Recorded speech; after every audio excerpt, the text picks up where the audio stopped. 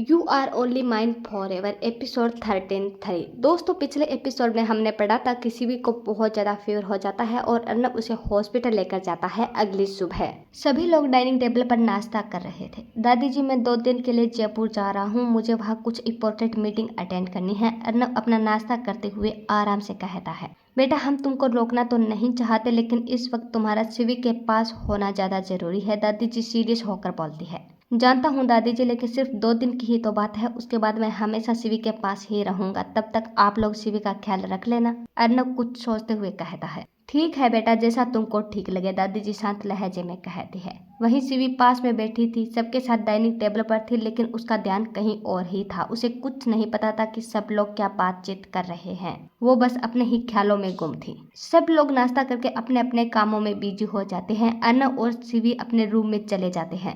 Room में आने के बाद अर्नब शिवी को अपनी बाहों में भरते हुए पूछता है, सोना, मैंने तुमसे तो परमिशन ली ही नहीं क्या कि मैं 2 दिन के लिए बाहर जा सकता हूँ? उसके बाद मेरा सारा टाइम तुम्हारे और बेबी के लिए होगा। अर्नब की बात सुनकर शिवी हैरानी से अर्नब की तरफ देखते हुए पूछती है, कहाँ जाने की परमिशन नहीं लिया आपने? कहाँ जा रहे हैं आप 2 दिन के लिए? शिवी की बात सुनकर अर्नब शॉक्ड हो जाता है और शिवी की तरफ देखते हुए कहता है, क्या सोना, तुमको सच में नहीं पता कि मैं कहाँ जा रहा हूँ? मैंने अभी अभी तो बाहर बताया कि मैं 2 दिन के लिए जयपुर जा रहा हूँ, वहाँ मुझे कुछ इंपॉर्टेंट मीटिंग अटेंड करनी है। और सॉरी, इस वक्त मेरा ध्यान नहीं था शायद। और मैं आपको क्यों रोकूंगी? क्योंकि मुझे अच्छे से पता है कि आप मुझे और हमारे बेबी को अकेला नहीं छोड़ सकते, इसीलिए आपको कुछ ज़्यादा ही इंपॉर्टेंट काम होगा, इसीलिए जा रहे हैं। शिवी जबरदस्ती नॉर्मल होने का दिखावा करते हुए कहती है। शिवी के कहते ही अर्नब शिवी को अपने गले से लगा लेता है। आई लव यू सोना, मैं जानता था कि तुम हमेशा मेरा साथ दोगे, अर्नब मुस्कुराते हुए कहता है। अर्नब जी, आप मुझ पर कितना भरोसा करते हैं? शिवी थोड़ा हिचकिचाते हुए पूछती है। सोना, मैं तुम्हारे ऊपर कुछ से ज़्यादा भरोसा करता हूँ, अर्नब शिवी को अपने बाहों में कसते हुए कहता है। तो आप मुझे वादा कीजिए कि अगर मैं कभी भी आपसे कुछ झूठ बोलूँ या कुछ ऐसा वैसा काम करूँ तो आप मुझे गलत नहीं समझेंगे। सोना, तुम ऐसी बातें क्यों कर रही हो? तुम्हें हो क्या गया है? और मैं तुमसे वादा करता हूँ कि मैं कभी तुमको गलत नहीं समझूंगा, क्योंकि मैं जानता हूँ तुम ऐसा कोई काम नहीं करोगे जिस वजह से मुझे तुमको गलत समझना पड़े, अर्नब शिवी के गाल पर किस करते हुए कहता है। अर्नब शिवी को खुद से दूर करते हुए कहता है, सोना, अब मुझे देर हो रही है, मैं निकलता हूँ, तुम अपना और बेबी का ख्याल रखना। इतना कहकर अर्नब शिवी के माथे पर किस कर देता है। उसके बाद अर्नब अपना लैपटॉप और कुछ जरूरी फाइल्स लेकर चला जाता है और शिवी बस अर्नब को जाते देख रही थी। अर्नब के जाने के बाद शिवी अपनी आंखें बंद कर लेती है, जिसमें आंसू का एक कतरा बह जाता है। शिवी फिर खुद को समझाते हुए कहती है, नहीं, मैं इतनी कमजोर नहीं पड़ सकती, मुझे अपने बेबी के लिए जल्द से जल्द उस विक्रांत के चंगुल से विहान को निकालना पड़ेगा, नहीं तो ज़्यादा स्ट्रेस लेना हमारे बेबी को कुछ भी हो सकता है जो मैं कभी होने नहीं दे सकती। शिवी ये सब सोच ही रही थी कि उसके फ़ोन की रिंग बजती है। शिवी जब फ़ोन देखती है तो उसका चेहरा गंभीर हो जाता है। शिवी एक ही रिंग में कॉल अटेंड कर लेती है। हाय बेबी, कैसी हो? आगे से विक्रांत की आवाज़ आती है। तुमने जो भी किया है उसके बाद तो तुम अंदाजा लगा ही सकते हो कि मैं कैसी हूँ, शिवी गुस्से से चिल्लाती है। हाँ बेबी, जानता हूँ, वैसे मैंने सुना है आज तुम्हारा पति 2 दिन के लिए जयपुर जा रहा है, विक्रांत बेशर्मी टोन से बोलता है। मुझे तुम्हारी बकवास बातों का जवाब देने के लिए टाइम नहीं है, ये बताओ तुमने मुझे कॉल क्यों किया है? शिवी गुस्से से चिल्लाती है। अरे बेबी रिलैक्स, बताता हूँ, वो मैंने तुमको कॉल इसीलिए किया है क्योंकि मैं आज तुमसे मिलना चाहता हूँ, विक्रांत उसी टोन में बोलता है। देखो, मैं तुमसे मिलने नहीं आ सकती, इसीलिए अपने दिमाग से ये ख्याल निकाल दो, शिवी गुस्से से चिल्लाती है। बेबी, मैं तुम्हें दिल्ली थोड़ी ना बुला रहा हूँ, मैं यही हूँ मुंबई में तुम्हारे पास, विक्रांत शांत लहजे में कहता है। तुम यहाँ मुंबई में ही हो? शिवी कांपती हुई आवाज में बोलती है। ऑफ कोर्स बेबी, मैं मुंबई में हूँ, इसीलिए तो तुम्हें कह रहा हूँ कि मैं तुमसे मिलना चाहता हूँ, वो भी आज। मैं तुमसे मिलने नहीं आऊंगी, तुम चाहे जहाँ भी हो, शिवी गुस्से से कहती है। सोच लो सानू बेबी, कहीं ऐसा ना हो बाद में तुम्हें पछताना पड़े। वैसे मैंने तुम्हें एक वीडियो सेंड किया है, जरा देखना तो, विक्रांत शांत लहजे में कहता है। शिवी झट से व्हाट्सएप ऑन करके वीडियो देखती है तो शिवी की आंखें फटी की फटी रह जाती है। देखो विक्रांत, तुम विहान को कुछ नहीं कर सकते, ठीक है, मैं तुमसे मिलने आऊंगी, तुम जहाँ बुलाओगे, शिवी रोते हुए कहती है। Good girl. अच्छा बेबी, अब मैं फ़ोन रखता हूँ, आज रात 12 बजे आ जाना, मैं तुम्हें एड्रेस सेंड कर दूंगा, बाय बेबी। इतना कहकर विक्रांत कॉल डिस्कनेक्ट कर देता है। हे भगवान, अब मैं क्या करूँ? मैं अपने पति से झूठ बोलकर किसी गैर मर्द से मिलने कैसे जा सकती हूँ? और अगर नहीं गई तो पता नहीं वो राक्षस मेरे दोस्त की जान भी ले सकता है। अब क्या करूँ क्या नहीं, शिवी ऊपर की तरफ देखते हुए कहती है। तभी शिवी के रूम का डोर नॉक होता है। शिवी झट से खुद को संभालती है और डोर खोलती है। दरवाजे पर पिंकी खड़ी थी। शिवी को देखकर पिंकी मुस्कुराते हुए कहती है, भाभी क्या मैं अंदर आ सकती हूँ? शिवी जबरदस्ती मुस्कुराते हुए कहती है, इसमें पूछने वाली कौन सी बात है पिंकी, आओ अंदर आओ। रात का समय, सभी लोग डिनर करके सो चुके थे शिवी को छोड़कर। शिवी अपने रूम में इधर उधर चक्कर काट रही थी। अभी रात के 10 बज रहे थे और 12 बजे शिवी को विक्रांत के भेजे हुए एड्रेस पर जाना था। उसे आज अपने आप पर बहुत ज्यादा गुस्सा आ रहा था कि वो अपने पति की गैर मौजूदगी में किसी और मर्द से मिलने जा रही है, लेकिन शिवी कर भी क्या सकती थी, क्योंकि जो वीडियो विक्रांत ने भेजा था उसके बाद एक भी गलती करना किसी की मौत और जिंदगी का सवाल बन सकता था। विक्रांत ने शिवी को जो वीडियो भेजा था उस वीडियो में विहान को रस्सियों से बांधा गया था और 4-5 बॉडीगार्ड उसके ऊपर गन लेकर खड़े थे, जो किसी भी वक्त चल सकती है।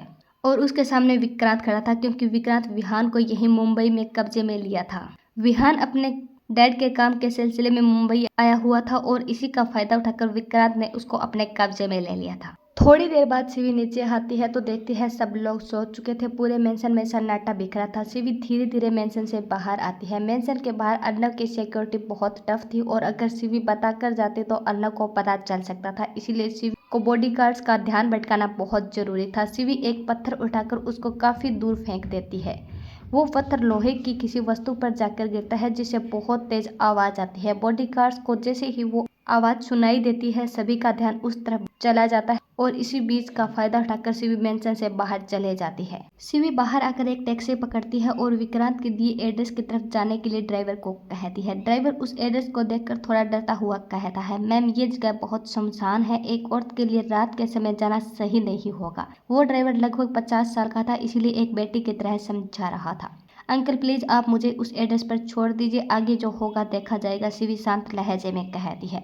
उसके बाद वो ड्राइवर कुछ नहीं कहता है और टैक्सी उस जगह की तरफ मोड़ देता है। लगभग 45 मिनट का सफर तय करने के बाद शिवी एक सुनसान जगह पर खड़ी थी, जहाँ एक बहुत बड़ी बिल्डिंग थी। वो बिल्डिंग आधी बनाई गई थी और आधी अधूरी थी। शिवी डरते डरते उस बिल्डिंग की तरफ अपने कदम बढ़ाती है। शिवी के हाथ पैर पूरे तरीके से कांप रहे थे, लेकिन फिर भी हिम्मत करके शिवी उस बिल्डिंग के अंदर आ जाती है। शिवी जब बिल्डिंग के अंदर एंटर हुई तो बहुत ज्यादा घबरा जाती है। उस पूरी बिल्डिंग में अंधेरे के अलावा कुछ नहीं था। शिवी डरी हुई थी, लेकिन अपने डर को काबू करते हुए गुस्से से चिल्लाती है, विक्रांत ओसवाल कहाँ हो, बाहर आओ। शिवी के बोलते ही वहां की लाइट ऑन हो जाती है। शिवी जब सामने का नजारा देखती है तो उसकी आंखें हैरत से फैल जाती है, क्योंकि उसके सामने विहान बहुत ही गंभीर अवस्था में रस्सियों से जकड़ा हुआ था और दूसरी तरफ विक्रांत एक बड़ी सी चेयर पर किसी राजा की तरह बैठा था और सिगरेट के लंबे लंबे कस भर रहा था और चेहरे पर शैतानी समाइल थी। शिवी विहान की ऐसी हालात देखकर खुद को ही कोस रही थी, क्योंकि विहान के आज के हालात सिर्फ शिवी की वजह से थी। शिवी विहान को देखकर उसकी तरफ भागते हुए बोलती है, विहान। शिवी जैसे ही विहान को गले लगाने लगती है, पीछे से 2 बॉडीगार्ड शिवी को पकड़ लेते हैं। शिवी तुम यहाँ क्यों आई हो, तुम पागल हो गई हो क्या? अरे अपने लिए ना सही पर तुम्हारे होने वाले बच्चे के लिए ही ना आती। तुम नहीं जानती हो ये तुम्हारे साथ क्या करने वाला है। अरे यार तुम सच में पागल हो, ना कुछ सोचती हो ना कुछ देखती हो, बस झट से एक्शन ले लेती हो। इसीलिए ही मैंने तुम्हारा नाम चैटर बॉक्स रखा है। विहान गुस्से से चिल्लाता है। अरे यार ऐसे कैसे नहीं आती, आज तुम इस हालात में सिर्फ और सिर्फ मेरी वजह से हो, और अगर तुम्हें कुछ भी हो जाता है तो मैं अपने आप को कभी माफ नहीं कर पाती। शिवी रोते हुए कहती है, अरे पागल मेरे साथ जो होता देखा जाता, पर तुम्हें यहाँ नहीं आना चाहिए था। और तुम्हें क्या लगता है अब तुम यहाँ से मुझे एकदम सही सलामत लेकर चली जाओगी? ये तुम्हारी बहुत बड़ी गलत फहमी है यार। हमारे साथ साथ एक निर्दोष की भी जान चली जाएगी, जिसने अभी तक इस दुनिया में एक कदम भी नहीं रखा। विहान गुस्से में चिल्लाते हुए कहता है। शिवी कुछ बोलने ही वाली थी कि वहां फायरिंग हो जाती है और जोर से चिल्लाने की आवाज आती है। अरे बस करो, और कितना इमोशनल ड्रामा करोगे? अब कोई कुछ नहीं बोलेगा वरना मैं तुम में से किसी एक की जान ले लूंगा। विक्रांत अपनी सिगरेट फेंकते हुए जोर से चिल्लाता है। क्या चाहिए तुम्हें? शिवी गुस्से से चिल्लाते हुए पूछती है। तुमसे बदला। पीछे से एक लड़की की आवाज आती है। शिवी जैसे ही पीछे पलटकर देखती है, उसकी आंखें फटी की फटी रह जाती है। शिवी के मुंह से एक भी शब्द नहीं निकल पा रहा था। वो लड़की अपनी हाई हील्स के साथ बड़े ही एटीट्यूड के साथ शिवी के पास आती है, जिसके चेहरे पर डेविल स्माइल थी। कायनात, शिवी कांपती हुई आवाज में बोलती है। सही पहचाना Mrs Arnav Singhania, I am Kaynat Singh Rathore. कायनात दांत पीसते हुए बोलती है। वहीं विहान तो दोनों को आंख फाड़ कर देखे जा रहा था। उसे तो बिल्कुल भी समझ नहीं आ रहा था कि आखिर ये लड़की है कौन और ये शिवी से क्या दुश्मनी निभा रही है। इसका मतलब ये सब तुम्हारा किया दरा है। लेकिन क्यों? शिवी गुस्से से बोलती है। आखिर कायनात शिवी से क्या बदला लेना चाहती है और क्या शिवी और विहान की जान बच पाएगी दोस्तों, ये तो हम आने वाले एपिसोड में ही देख पाएंगे। दोस्तों आपको मेरी you are only mine forever story कैसे लग रही है कमेंट करके जरूर बताना। चैनल पर नए है तो चैनल को सब्सक्राइब जरूर कर लेना।